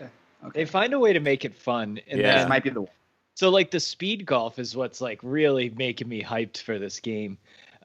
If you don't know about the speed golf, it's all 4 players tee off at the same time, and you have to like jump obstacles, collect power ups to like speed up to your ball, and you have to be the first one to get it in to win the hole. So like you're kind of just running around, jumping on each other and stuff, and it looks great. Yeah. Mhm. yeah, And as they mentioned in the treehouse that they kind of hinted at it, but in speed golf, because it's about speed, you're much less likely to like pay attention to how the wind is going and what the ground you're on is like, and like it's just much more chaos. I am really interested in the battle golf arenas with the 9 holes thing. Like that seems like Mario Golf Battle Royale sounds really, really good to me. I'm interested in that. yeah. What I wanted to kind of mention is I feel like with the Life is Strange and with the Guardians of the Galaxy announcements, I feel like a lot of these announcements got people that aren't big Nintendo fans looked at them like, well, that's kind of dumb. They've already announced these already. And it's like, yeah, but they weren't announced for Nintendo, and Nintendo Yep. doesn't usually get these games. So I- that's really cool. Yeah, I was Um, talking to Ed, especially about Guardians of the Galaxy. I was all on board to buy this for Switch, right? And then they said it was the cloud version, and I'm like, man, I was like really hoping somebody went in and actually did the work to get this to run on Switch natively, and like, you know, maybe it's not the best version, maybe it runs at 30 frames instead of 60, maybe the textures aren't as good, but like somebody would have done the work to just get those running on that game running on Switch. I've been like, man, that would have been so cool to show off, right? Like, I mean, Panic Button got doomed to run on Switch. I mean, you know what I mean? Like, Yeah. I was really bummed when I found out that was the cloud version. Yeah. Has anyone played a cloud version game on the Switch? Like, for example, I know that Hitman 3. I played didn't download it. But I played Control for about a half hour, and when it was running, like when it worked flawlessly, right? Like I was playing at 1080p 60 frames a second on my TV through the Switch, but I would say probably every 5 to 8 minutes or so, it would start lagging, it would freeze, it would make this crunchy audio sound, right? I was just like, I don't want to play this 20-hour game like this. Like when it worked, it was super impressive, and it like if the Switch had a better Wi-Fi connection or had some way to hook it straight into an Ethernet cable without some kind of weird dongle, like I would be totally okay playing these games on Switch like this. But So I didn't have those issues playing Control. I just played the demo though. Yeah. And I mean, I know in like Japan, there's like a lot more available for cloud gaming where, like they have Resident Evil 7 on cloud gaming. they have out Assassin's there. Creed Odyssey out Assassin's Creed. Yeah. Yeah. wow. So yeah, I would totally be on board to play these games, but like I don't know what it is. Like I have a good router, like I have fiber internet, right? Like I'm not like pinching pennies on my internet here. I don't know. Maybe it's just, you know, a cement wall and my Switch is in there and my router's in my office. Like I don't know what it is.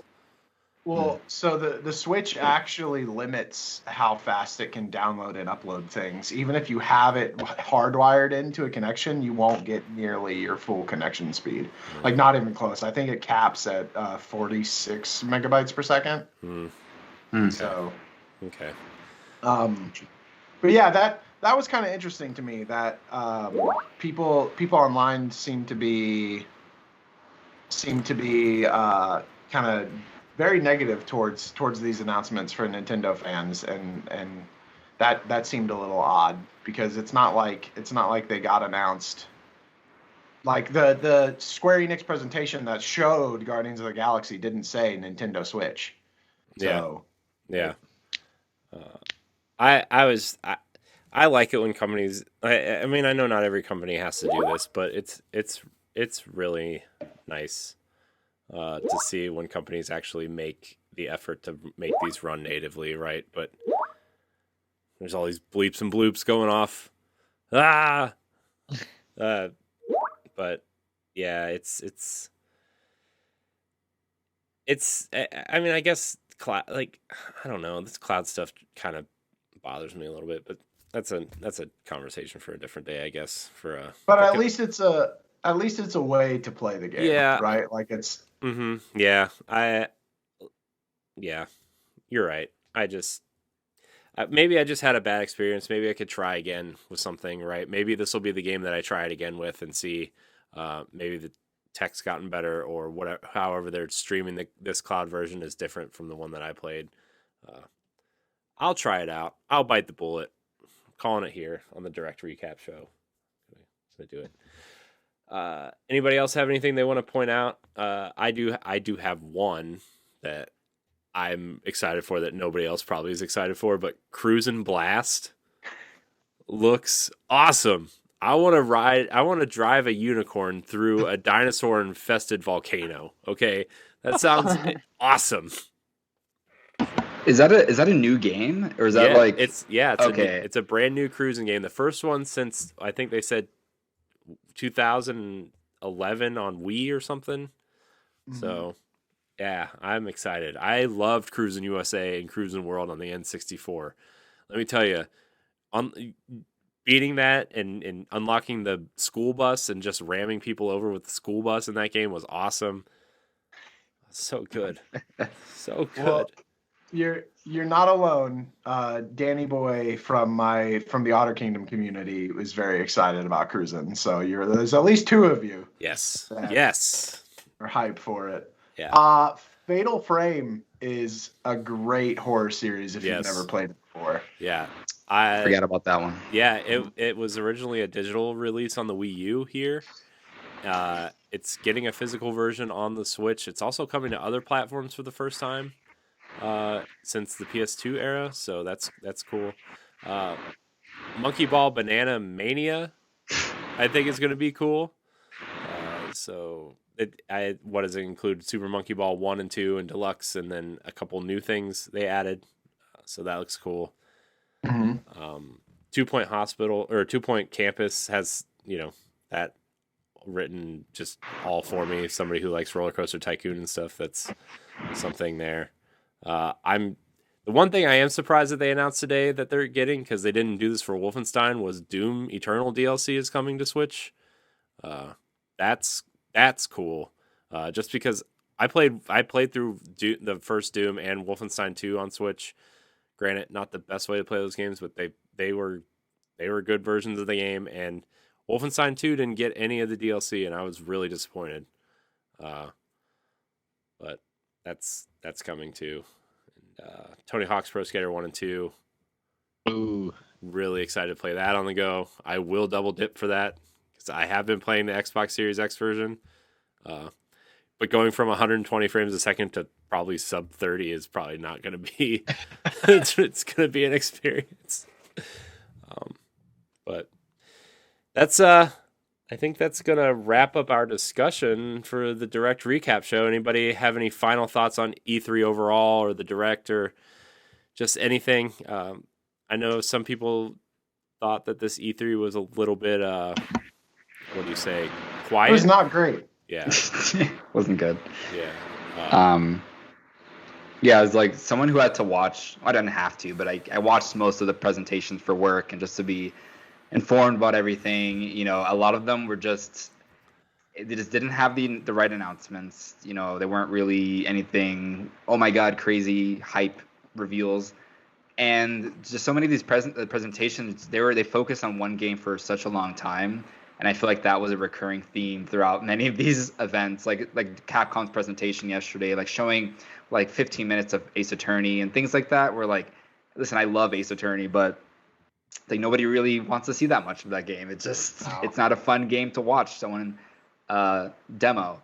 But I think Nintendo not only had really good reveals, but the pacing was on point. I feel like where there was never any time during the showcase where I felt bored, where I felt like it was too long. It just kept coming and coming and coming. And, you know, they had these small sections of time where they showed games I wasn't super interested in, but those games, they sped through them. And I totally appreciated that. I feel like they were so smart in knowing which games to show off and which games not to show off too much. It was just like a perfect amount of time.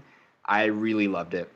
And I just think it was also a great showcase for like their B tier IPs like WarioWare and Metroid and some other and Advance Wars. You know, we didn't have like this big crazy fall title that's gonna sell millions and millions of copies, but we got a lot of reveals for franchises that have been dormant for some time. So I just really appreciated them doing that. I do think that a new Nintendo fan watching this might have been disappointed because they probably never played a WarioWare or a Metroid. But I mean, you have Zelda in there. You got some third. It's always a good time to start playing WarioWare and Metroid. New Nintendo fans. It's never a bad time to start. But yeah, I think this was one of Nintendo's like best direct presentations, just in terms of reveal and also just like the pacing of it all. It was great. I also really appreciate that they actually were like showing gameplay of the games, right? Like a lot of the stuff that we saw earlier on, you know, I give Square Enix credit, them too, because like they showed off.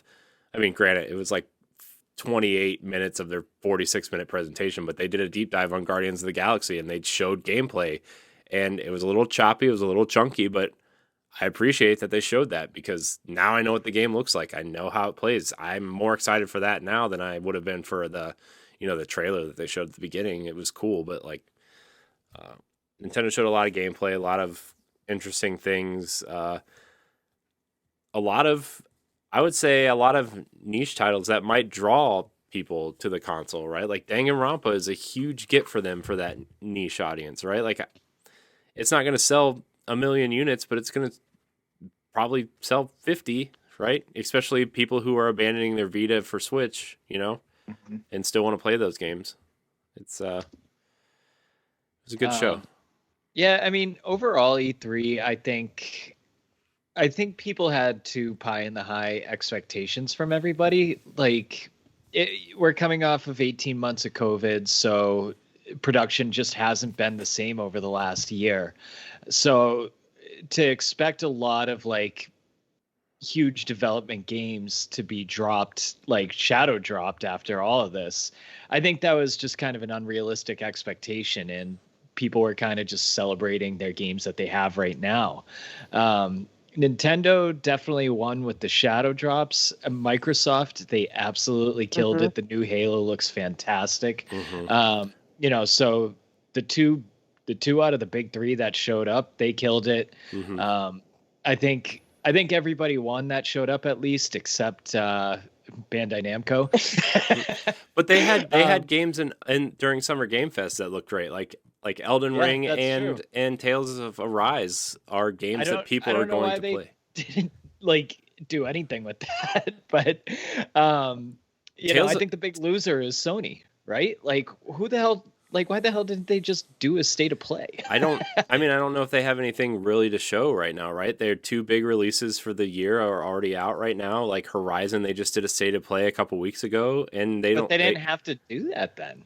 You know what I mean? Like, you're right, they didn't, but they did, and now nobody's thinking about Horizon, right? Right, and there's so many people that I know that have said like, oh, I've been teetering between Xbox and Sony, and now they're leaning towards Xbox because their presentation was that good. And not just their presentation, but the fact that, you know, all you need is a controller and a Game Pass subscription this fall, right? Because of the smart device streaming, or you can get a Series S for $300. A Series S for $300 and a Game Pass subscription is all you need to enjoy these games, right? And Man, and the deals that they're making, right? Like Outriders is there. Back for Blood's coming in October. Halo, Forza Motorsport 5, with the promises of Halo or Fable, Perfect Dark, the next Gears, the next, Psychonauts is coming there, Wolfenstein, like all the Bethesda stuff. You just keep adding it up and adding it up and adding it up, and you're looking at Sony like, where's your answer to this? It's not that nobody appreciates your single player awesome games, because God of War is an amazing game, Horizon's an amazing game, Spider-Man's an amazing game, Uncharted. But at some point it's going to be the Netflix effect, right? Where people will stop going to the movie theater to watch, they'll stop going to the movie theater to watch a great movie to stay at home and watch a good movie, right? And that's what Game Pass is now, right? A cheaper box, a cheaper subscription model with I counted Xbox Game Pass games after the presentation. There's 412 games on Xbox Game Pass. And if you go to the PC side, there's games you can't get on Xbox to play on PC for $15 a month. Right. You have access to 412 games. So, yeah, they don't have an answer right now. Yeah. But yeah, my final thought just too with the Direct. I love the Direct. I love seeing so many series revivals, and I loved seeing just stuff that sparked interest for everybody. Like that was one of my favorite Directs I think I've ever seen. Yeah. The one thing I will say that I'm kind of surprised wasn't there is Bayonetta 3. That's like the one game I'm kind of surprised. But their lead developer said that there is no news and it's not going to be coming out for a bit. I know, but I don't know. I kind of just expected like an update at least on that, but that's all. I'm not. It didn't ruin the Direct for me. It didn't ruin the Direct at all for me. I thought this Direct was awesome. That was just like the one thing I'm like, they announced this in 2018 at the Game Awards, and it's like 3 years later almost. So I don't know. Yeah. I mean, I know they're working on Babylon's Fall, and I know they got a lot of other projects in development right now, and they're working on their publishing arm, and Nier's been really successful for them. So yeah. I did wish we got a Monolith Soft game though. Yeah, like that's a Xenoblade or a new IP. That's the other thing too. Their new IP and hopefully Xenoblade 3 at some point. Mm-hmm. Well, Nintendo Direct. What Jacob? I have words. I have words, and I didn't get to come on to the Monday night show. I think it was Monday or maybe Sunday show. Square Enix, how dare you get my hopes up by saying that you're remastering Final Fantasy 1 through 6, and then you show Steam and mobile. I know. And then, this is the worst part. One game announcement later, you say, and now we're talking about mobile games. Yeah, it's like they were mocking us. I got more excited for the final. I jumped off of my couch screaming yes. Yes, especially when you start seeing the logos do like the fancy like pop-ups and slide-ins and stuff, and you're like, they're doing it. They're doing it. They're finally doing it. I was screaming yes, and then I saw Steam and mobile, and I yelled the loudest "what?" Yeah, I was like, ever yelled. I was like, even if they're not going to bring them to Switch, which they should because they're all Nintendo games, but even if it was just like some sort of weird PlayStation thing, right? Like, at least it's on something. Yeah. And those games are already on Steam and mobile. I know. You can't play them on the other system. Oh my god! I've been mad about this since it happened, and I've not calmed down. Here's the thing though, and I heard this on a podcast, and it is a good point, right? With the way that account systems work now, and all the games are attached to your accounts, they only have a limited amount of times to re-release these games and make it an event one more time, right? I guarantee you there will be a separate release for PlayStation, there will be a separate release for Switch, and there will be a separate release for Game Pass at some point, just to say, here's these games. We can't sell them anymore because backwards compatibility exists. So here you go. No, that doesn't matter anymore. If it's not a 2.5 HD like the Octopath Traveler style remake at this point, I'm not buying. I'm boycotting it. I don't care how bad I want to play it. That was an absolute slap in the face. And I've never, I don't even care. Like, I went into the Square Enix presentation with I had no expectation whatsoever, and they betrayed me. They lifted you up and broke you down. They did. I am a broken And did it man again. because of this. And the nerve to say, and now we're announcing mobile games. Like, no. Well, also technically, talk about PC how- isn't mobile. I don't care. I guess so. PC and anyone that this is an entire podcast is me ranting about this because I have feelings. I was going to say, I absolutely. No, go ahead, Stephanie. Go ahead. I was going to say, I love how we started with this awesome reading from Hentai versus Evil and ended with Jacob's rant. It's just the perfect. It is. It's the perfect wrap up. So, anyways, I want to thank everybody for watching this entire weekend of E3 coverage here at Boss Rush. Thank you for sticking around for the direct recap show. It's been a joy. It's been a pleasure. Thank you, Jacob. Thank you, Stephanie. Thank you, Dan. Thank you, Greysun, for coming on and hanging out with us and taking time out of your schedule to hang out and talk. It's I'm always down to talk Nintendo. So yeah, you're welcome anytime. Obviously, I'm sure anybody that you've talked to has told you that. So if you like this episode, remember to follow us on Twitch, follow us on YouTube, download Nintendo Pow Block podcast on your podcast service of choice. Remember to leave us a nice review, a 5-star rating. And regular shows will resume next week. Thank you guys so much for watching. And until next time, we love you. Goodbye. Good night. How dare you, Square Enix? Metroid!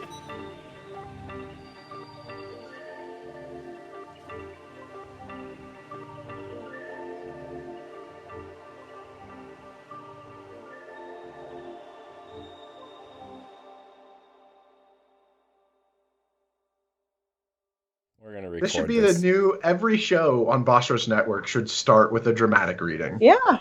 It's like a segment. That's our niche. Yep. All right, guys.